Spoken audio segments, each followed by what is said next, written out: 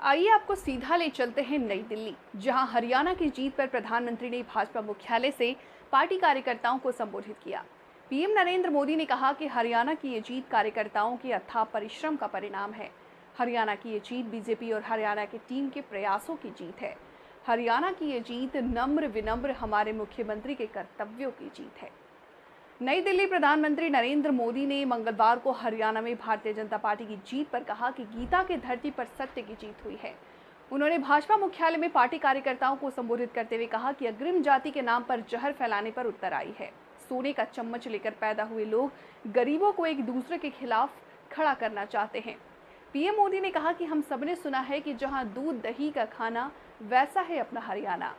हरियाणा के लोगों ने कमाल कर दिया, हरियाणा में कमल कमल कर दिया। पीएम मोदी ने कहा कि आज नवरात्रि का छठा दिन है, कात्यायनी का दिन है। मां कात्यायनी शेर पर विराजमान होकर हाथ में कमल को धारण किए हुए हम सभी को आशीर्वाद दे रही हैं। आपको जानकर के हैरानी हो जाएगी दोस्तों, देश में कितने ही राज्य हैं जहां कांग्रेस कभी 60 साल पहले वहां थी, कहीं पर 50 साल पहले थी, कहीं पर 40 साल पहले थी। 50-50, 60 साल से वो सत्ता में आई ही नहीं है।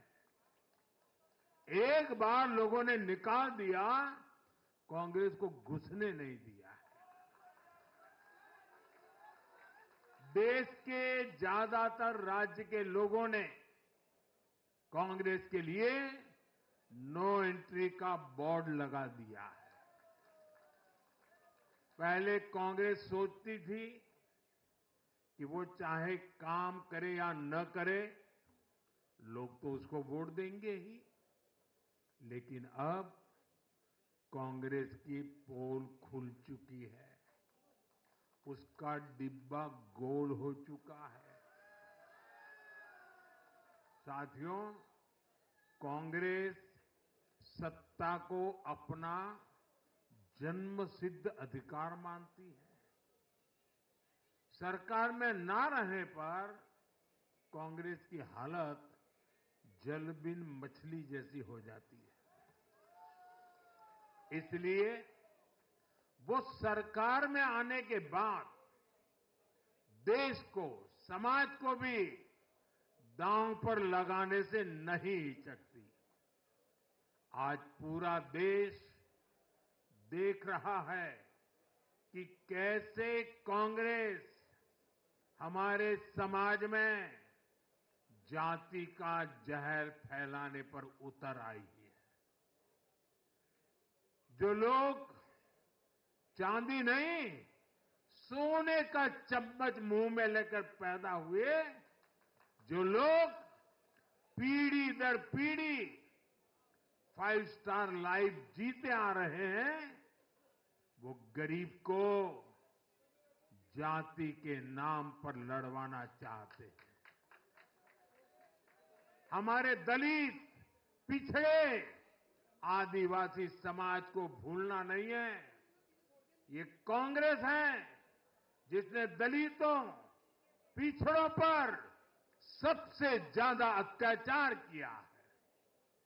ये कांग्रेस है जिसने उन्हें इतने दशकों तक रोटी, पानी, मकान से वंचित रखा। ये वो लोग हैं जो 100 साल बाद भी सत्ता मिलने पर कभी किसी दलित, पिछड़े, आदिवासी को प्रधानमंत्री नहीं बनने देंगे।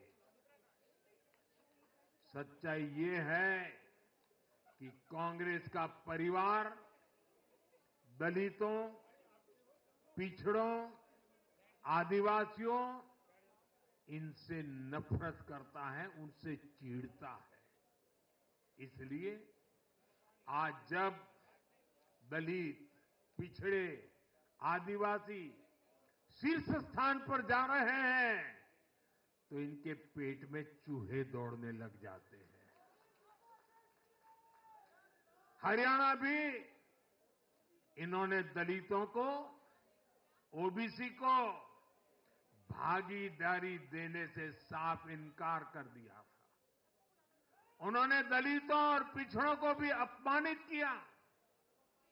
कांग्रेस के शाही परिवार ने तो डंके की चोट पर कहा कि वो आरक्षण खत्म कर देंगे। दलित और पिछड़ों का आरक्षण छीनकर कांग्रेस अपने वोट बैंक में देना चाहती थी। हरियाणा भी वो यही करने जा रही थी। साथियों, कांग्रेस भारत के समाज को कमजोर करके, भारत में अराजकता फैलाकर देश को कमजोर करना चाहती है। इसलिए वो अलग अलग वर्गों को भड़का ही रहे हैं, लगातार आग लगाने की कोशिश कर रहे हैं।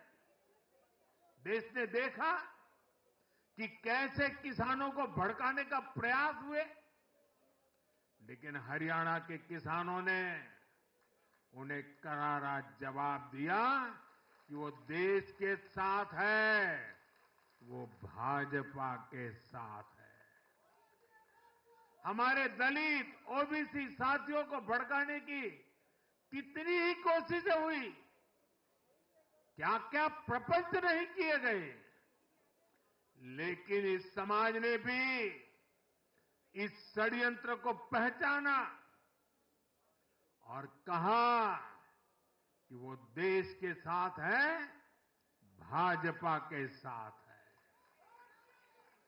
इन लोगों ने हमारी सेना को लेकर भी अपप्रचार किए, हमारे नौजवानों को भड़काया। इस साजिश को भी हरियाणा के नौजवानों ने नाकाम कर दिया। आज हरियाणा ने कांग्रेस को दो टूक संदेश दे दिया है। ये देश विरोधी पॉलिटिक्स नहीं चलेगी। हरियाणा की हर बिरादरी, हर परिवार ने एकजुट होकर वोट दिया, देशभक्ति से ओतप्रोत होकर वोट दिया। देशभक्तों को बांटने की साजिश को हरियाणा ने फेल कर दिया। साथियों, बीते कुछ समय से भारत के विरुद्ध भांति भांति के षड्यंत्र चल रहे हैं। भारत के लोकतंत्र को, भारत के अर्थतंत्र को, भारत के सामाजिक ताने बाने को कमजोर करने के लिए भांति भांति की साजिशें हो रही है, अंतर्राष्ट्रीय साजिशें हो रही है। आज मैं बहुत जिम्मेदारी के साथ मेरे प्यारे देशवासियों से कह रहा हूं कि कांग्रेस जैसी राष्ट्रीय पार्टी और उनके चट्टे बट्टे इस खेमे में शामिल है, इस खेल में शामिल है। देशभक्त हरियाणा ने आज ऐसी हर साजिश को भी मुंह तोड़ जवाब दिया है।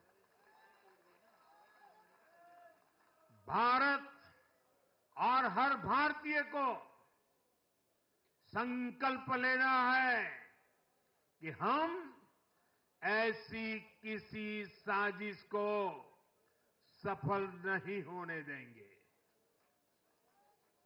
भारत विकास के रास्ते से नहीं भटकेगा। साथियों, आज के चुनाव नतीजों ने एक और बात स्पष्ट की है। कांग्रेस आज पूरी तरह परजीवी पार्टी बन गई है।